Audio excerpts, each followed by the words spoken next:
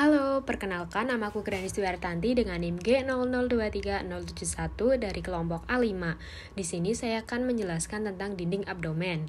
Jadi, dinding abdomen itu ada lapisan anterolateral dan posterior.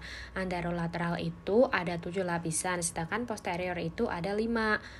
Yang membedakan itu posterior itu tidak ada fascia profunda dan tidak ada fascia transversalis.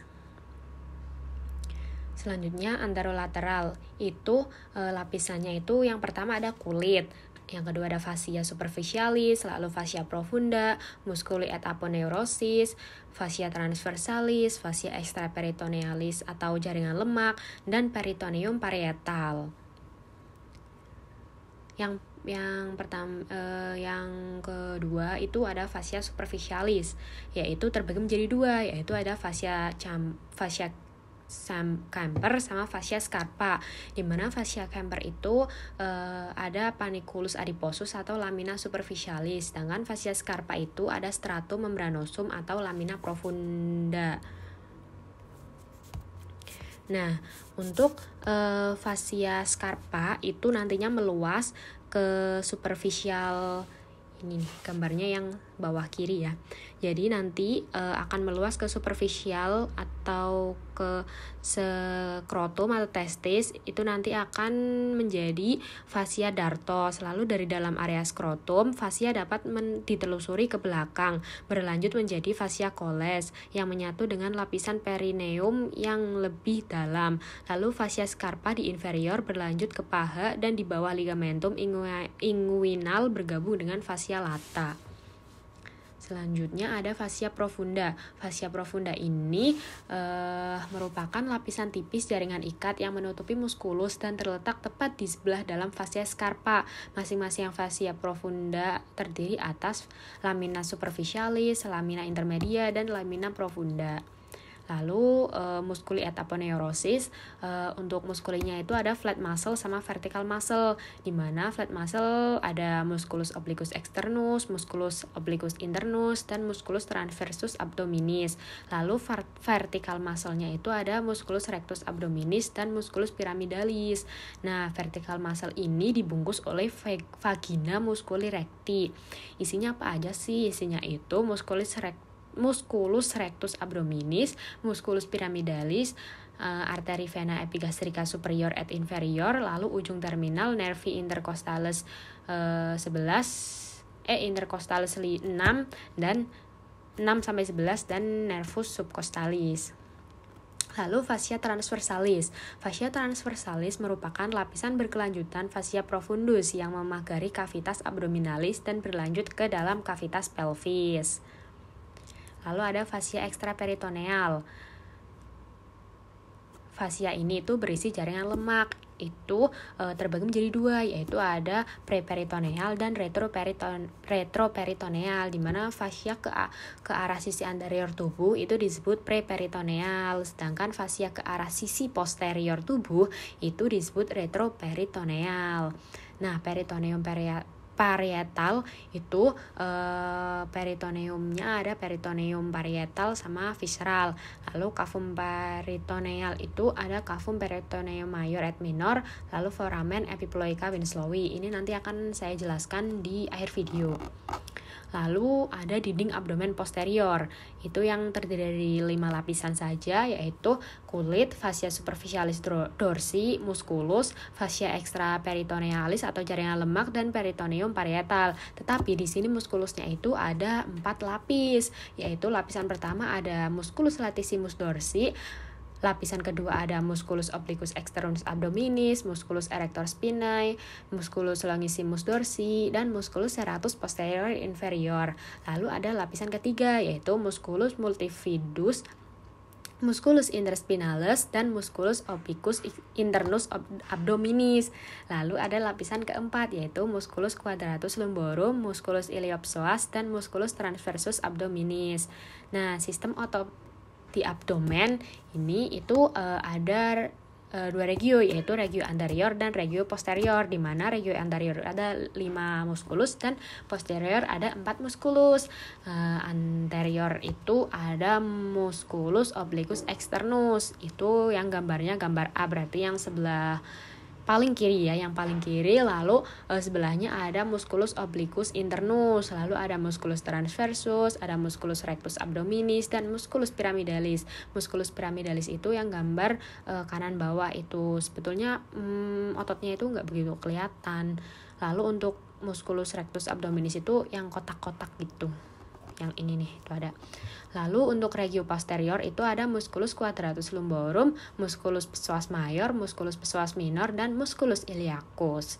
Selanjutnya saya akan membahas tentang rectum dan canalis analis, di mana rectum itu terbagi menjadi dua, yaitu rectum proprium dan canalis analis.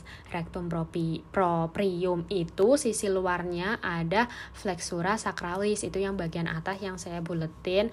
Lalu yang kedua ada flexura perinalis, itu yang bagian bawah, atau flexura anorektal.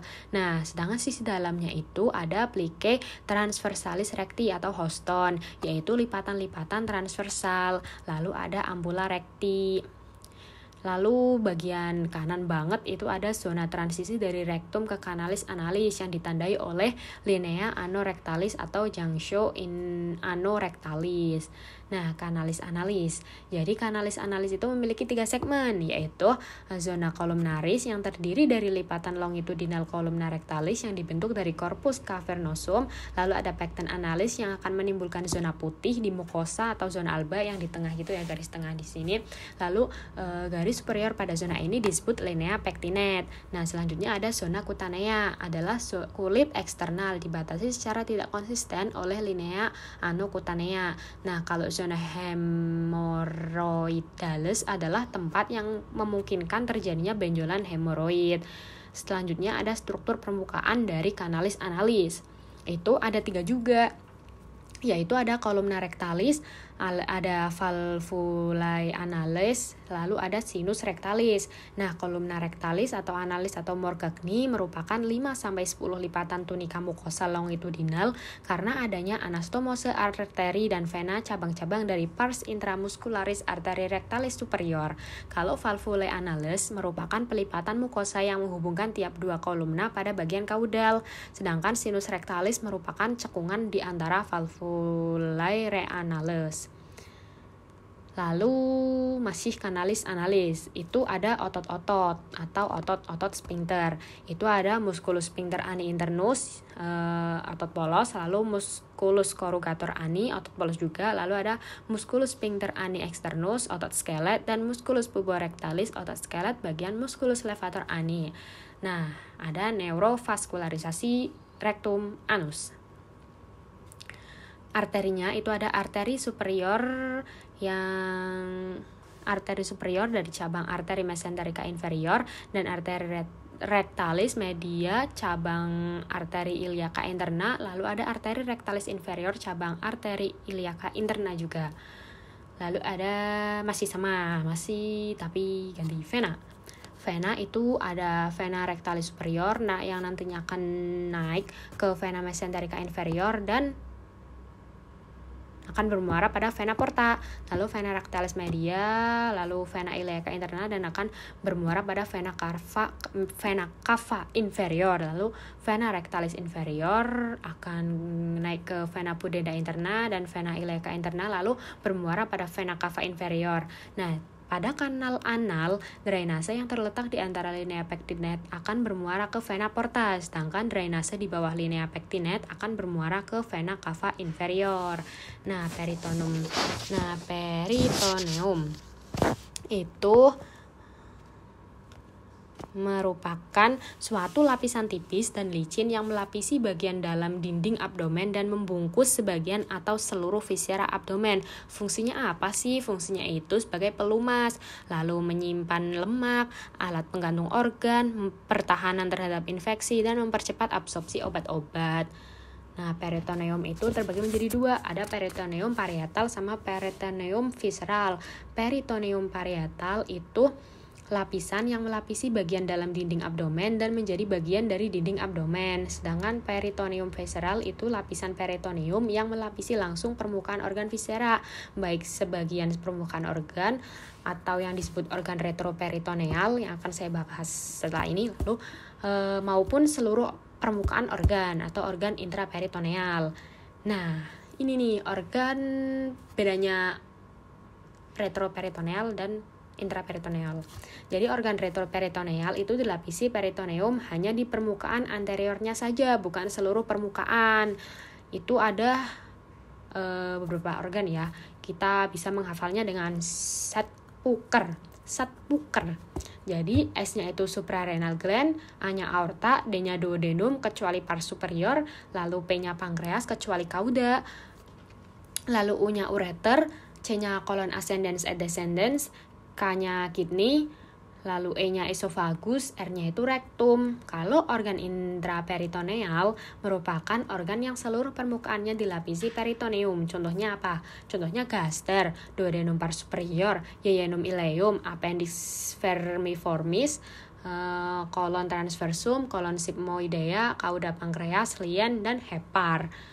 Lalu ada duplikator peritoneum, itu mesenterium adalah suatu lipatan ganda peritoneum yang luas dan berbentuk kipas yang menghubungi yeyunum dan ileum dengan dinding posterior abdomen.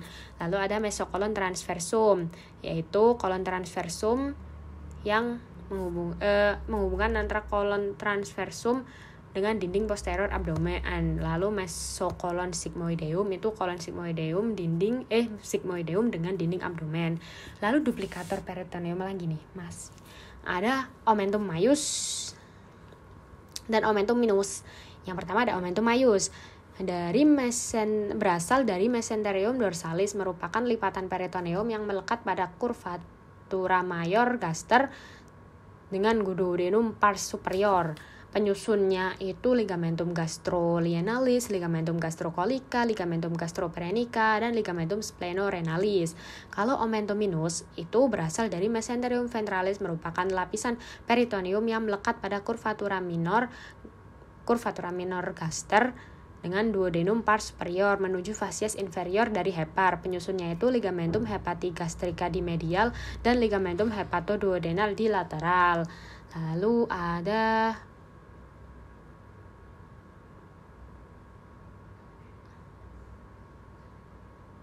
omentum minus. Ini ligamentum peritone. Jadi ada hepar dan gaster. Jadi hepar dihubungkan dengan dinding abdomen, ligamentum falciforme. Lalu duodenum oleh ligamentum hepatoduodenale, gaster oleh ligamentum hepatogastricum. Lalu yang gaster dihubungkan dengan diafragma, yaitu oleh ligamentum gastroprenica, lien oleh ligamentum gastroprenica, lalu kolon transversum oleh ligamentum gastrocolica. Nah, cavum peritone itu ada yang namanya crater sac, laser sac, dan foramen epiploica winslowi. Crater sac atau sacus major atau cavum peritone major itu menempati sebagian besar ruang di cavum peritone, dimulai di superior pada diafragma dan berlanjut di inferior sampai ke dalam kavitas pelvis. Sacus ini dimasuki ketika peritoneum parietal telah ditembus. Lalu yang kedua ada laser sac atau bursam omentalis atau cavum peritone minor. Itu subdivisi yang lebih kecil pada cavum peritone, di posterior pada gaster dan hepar. Lalu ada foramen epiploica winslowi atau foramen omental. Foramen ini berada di antara crater sac dan laser sac sebagai penghubung antara keduanya. Di sekitar foramen winslowi terdapat struktur yang ditutupi oleh peritoneum, yaitu vena porta, arteri hepatica propria, dan ductus choledicus di anterior. Lalu ada vena cava inferior di posterior, lobus caudatus hepar di superior, dan pars descendens duodeni di inferior. Nah, ini referensi yang saya dapatkan untuk membuat materi ini. Terima kasih.